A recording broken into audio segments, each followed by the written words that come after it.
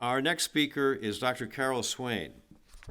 Now, Dr. Swain is an award-winning political scientist, a former professor of political science and professor of law at Vanderbilt University in Nashville, and a lifetime member of the James Madison Society, which is an international community of scholars affiliated with the James Madison Program in American Ideals and Institutions at Princeton University.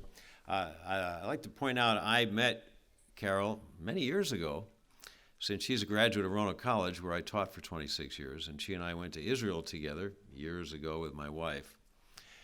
And Dr. Swain published a book. This was, I believe, her dissertation, a revised version of. No. Oh, all right. But 2002. But 2002, almost 2 decades ago, she talked about the new white nationalism in America, its challenge to integration. And back then, a lot of people said, white nationalism, come on, white supremacy, that's passé. Well, the last few years we've found out it's not passé. And so this has been reissued by Cambridge University Press.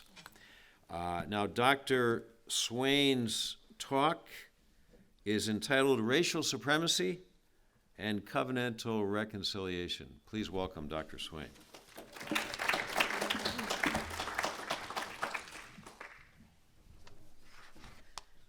Good morning. Well, I think before I present my perspective on race, racism, and covenant, I need to give you a little bit about my background, and hopefully it will soften my message, which may be a little bit different from what you all expect. And part of my claim to fame, or my story, is that I was one of 12 children born and raised in rural poverty in southwestern Virginia. My mother had a 10th grade education. My father had a 3rd grade education. They divorced before I was old enough to remember them living together. And I had a stepfather. He had no education. We lived in a 2-room shack, about 9 of us at one point. I was the only one that got out of poverty. We all dropped out of school after the 8th grade. I dropped out. I got a GED. Married at 16. Had my first child at 17. Got a GED probably when I was around 20. Went to a community college and got the first of 5 degrees. I graduated magna cum laude from Roanoke College and went on to get a master's at Virginia Tech, and from there a PhD at the University of North Carolina. Then I went back to school after I'd been a tenured professor at Princeton. I got early tenure, went up in the 3rd year, got it in the 4th. I went back to school and got a law degree.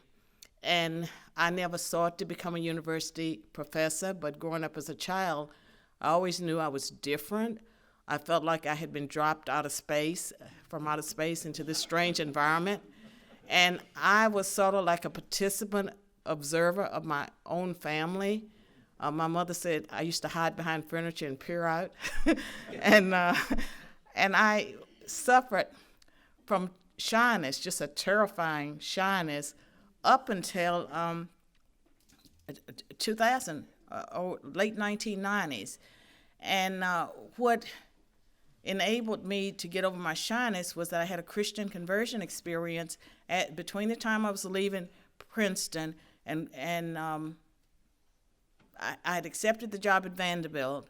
I was leaving Princeton, and around that time I had a conversion experience. But when Vanderbilt hired me, I was going through a spiritual journey, and my journey took me through New Age, Eastern religions, all over the place. I've always been spiritual, and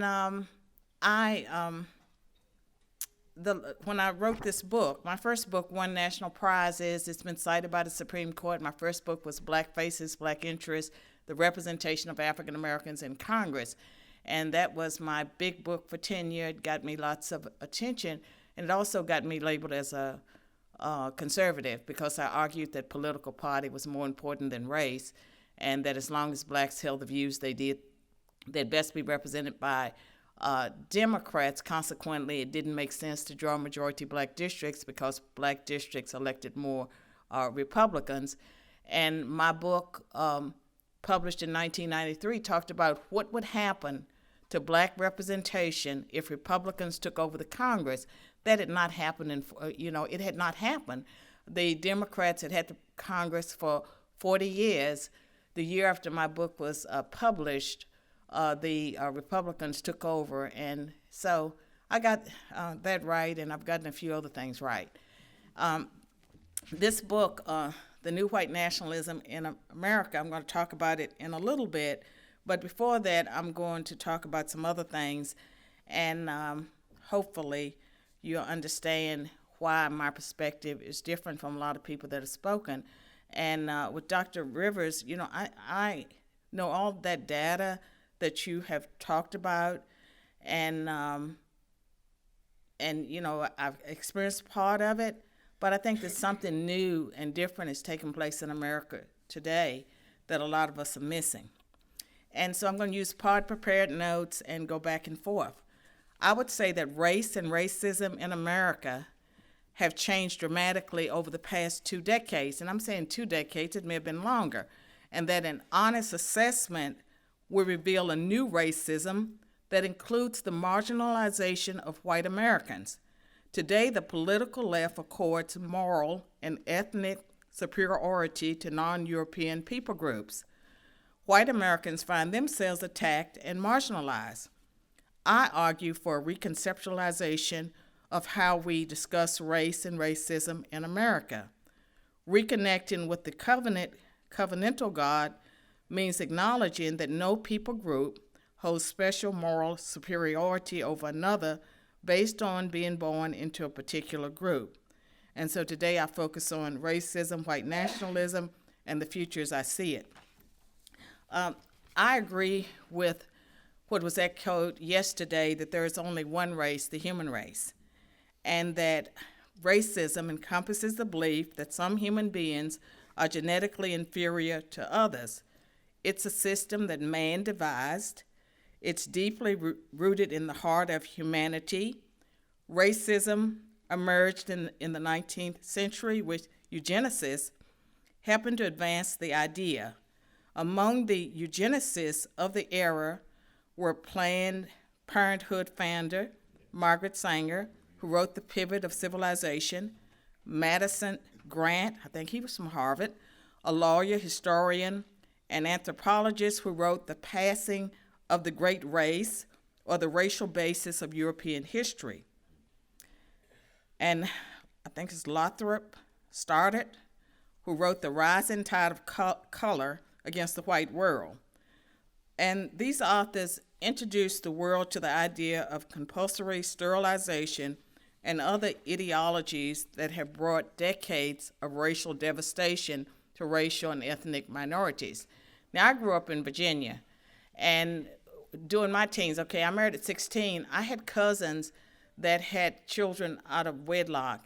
And when they went to the hospital to give birth to that first child, they were presented with paperwork to be sterilized. And so I know numerous people in my family that were sterilized as teens after they had given birth to that first child, and this was Virginia in the 1970s. It may have been taking place in other parts of the country, but it was taking place then. When it comes to racism, hardcore racists will argue that, that there are at least 3 races: Asians, blacks, and Caucasians, and they would say that intelligence is based on a hierarchy. But scientific evidence supports the existence of one race, that humans had one common ancestor. And the Human Genome Project supports the one race, common ancestor theory. Scientific mappings have demonstrated that all human beings share 99.9% of the same DNA. So all races of human men and women can mate with each other. They can even communicate when they don't understand languages. They have nonverbal ways of communicating. Viktor Frankl, the concentration camp survivor who wrote Man's Search for Meaning, survived his ordeal and shared his experience. And he had observations about race. He said there are 2 races of men in the world, but only these 2. the race of the decent man and the race of the indecent man, and both are found everywhere. They penetrate into all groups of society. No group consists entirely of decent and indecent people. In this sense, there is no pure race. What significance do Frankel's words hold for us? Well, racism came from man, not God. It attests to the sinful heart of man. And when we look at the variety of human species, we find that our Creator God designed unique men and women with different shapes, colors, talents, and maybe ability groupings. In spite of God's vast diversity in creation, however, people congregate based on their similarities. And so there's a reason why we say birds of feather flock together. And the Old Testament, the New Testament, both promote the idea of one Creator and a brotherhood of man. And so that's part of the racism part that I would like to talk about. I think the American story, we focus on the negative. There's tremendous progress. We've had a black president in America. We've had 2 black attorney generals. We've had more than 18 black cabinet members, numerous black elected officials, and black people leading institutions just all across the country and all across the world. And so to focus on the negative is to leave out a lot that I think we should celebrate. And people always like to point to the white church, and I attend a predominantly white church. And I've been to black churches, and I tried to put myself in an inner city black church. I went to my own, and they received me not. And so I'm in a predominantly white church. And I think that the reason why Sunday morning may be segregated is that we like different music. We have different ideas about how long you're supposed to be in church. And there are differences. People have choice. And so why shouldn't, as consumers, people choose which churches they want to attend. And so that's all I want to say about that. And so now we turn to this white nationalism book that I give partial credit to Glenn Loury. How much time do I have? 7. Okay.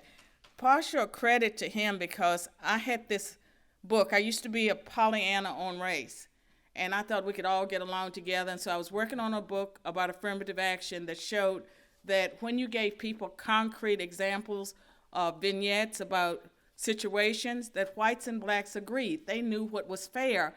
And so I felt like that with affirmative action, the polarization was based on the survey questions, where Glenn was my discussant at a conference, and he said something like, so what if whites and blacks agree? Anyone can set up, some kind of experiment, to get something like that. That's not exactly what he said. He said it much better.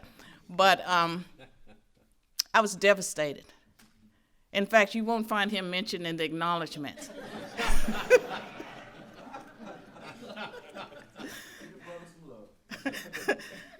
But at any rate, he said that to me, and then there were some high-profile crimes that took place where people went out and killed people of other races.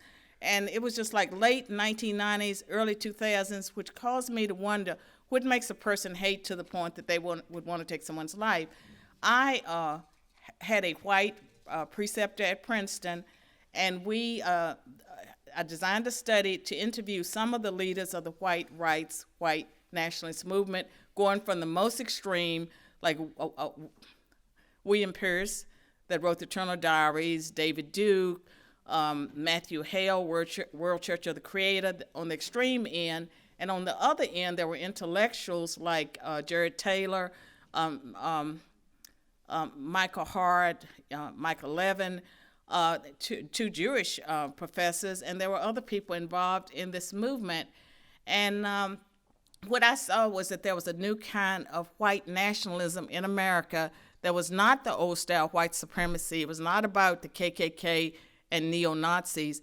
These were white people that were saying that whites were being discriminated against, and they were using the language of multiculturalism and identity politics to argue for whites to organize the same way as other groups had organized. And so I said in this book that white identity and white consciousness would be the next phase of identity politics in America, and that because there were some legitimate grievances that white people had that were not being addressed, that the people that were putting forth these new arguments, that were not advocating violence, they were using social science data, science, FBI statistics to make the case that minorities were a threat to whites and whites needed to organize, but they were not white supremacists. They would say that they don't want to rule over anyone. It's not about white supremacy. Some of the whites would acknowledge that Jews were more superior to whites or Asians were more superior, not about white superiority, but it was about whites having the same rights as everyone else. And so they used civil rights and various arguments based even on the Constitution that whites were being discriminated against. And I knew that their arguments would resonate with mainstream people because, I mean, they made a lot of sense. And they pointed to racial double standards, and they pointed to fairness and to justice. And so this book was meant to be a warning, and the warning was that unless we moved away from the identity politics and the multiculturalism, the way we do it, that we would be headed for unprecedented levels of racial conflict. And I talked about 7 conditions that I thought were conversion. I was a new believer then, so I made it 7. God's perfect number. 7 conditions that were converging to create a devil's brew for racial unrest. And what has happened since then is, the election of Obama. And if I wanted to create a race war, I would do just about everything that he started and the political left did. I would do that if I wanted to create a race war. And I believe that America, unless we move away from some of the stuff that we're doing and acknowledge what's taking place, then we're headed for really difficult times ahead. And if you look at the white population, when I wrote Black Faces, Black Interests, blacks had the highest mortality rate. Whites have the highest mortality rates now, and they're dying from preventable causes. 1/3 of white men have given up on work altogether, and you can find that in Charles Murray's book, Coming Apart. And then this Nicholas Ebenstadt, is it Ebenstadt? Well, he's written about men just not working anymore, and the marriage rate for whites that's fallen. The white community is in serious trouble, and a lot of people will say, well, they don't care, it doesn't matter. I think if it were any other group of people, we would be studying and we'd be wondering why this is happening. I believe that we stand or fall together, and that we need to acknowledge that that there's racism against whites, against Christians now, and it's a double standard that allows that kind of discrimination, and people who should be speaking up are not speaking up. And so until we address all of it and get back to the understanding and belief, at least in the Christian world, that there's one race, the human race, and whatever happened in the past does not justify new discrimination, we will not be able to have reconciliation, because right now the political left is using race as a wedge issue. At the same time, they're pushing abortion and genocide on the black community, same plan that they had at the turn of the last century. It's still taking place, and I think that a lot of people are being deceived, and they're contributing to their own destruction. Thank you.